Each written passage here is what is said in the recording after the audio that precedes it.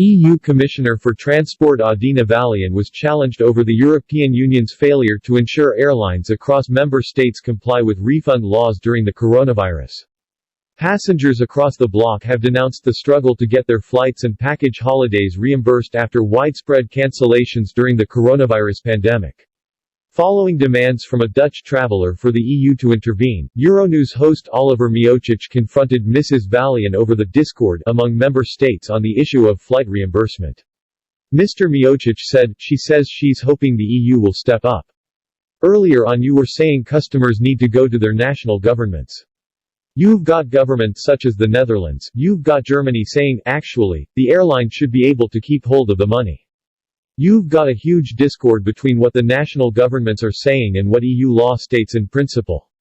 Have you spoken to these transport ministers of each country to reaffirm that EU law should be the principal law here?" Commissioner Vălean insisted she is in constant communication with transport ministers from the EU 27 and said Brussels will intervene should airlines be found to be breaking EU law. She said, "Yes, of course, we speak all the time. And we have a council of transport ministers and I expect this topic to be very high on the agenda. I know these governments are requesting permission to change the law, it is not an option for me.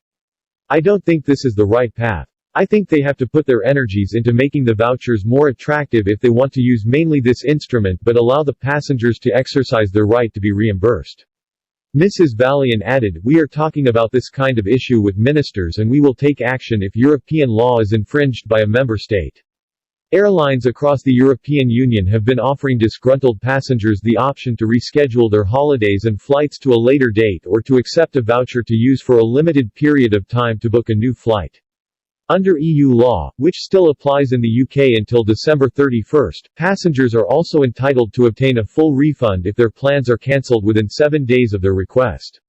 Some companies however have been warning customers the time required to process all the requests they have been receiving could see some people get their money back after a year.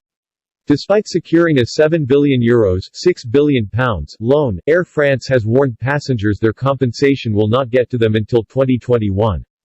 A spokesman for Air France said, "Given the lack of visibility regarding the date on which an even moderate recovery in operations may occur, Air France is currently maintaining its policy of deferred refunds of airline tickets cancelled as a result of the COVID-19 crisis."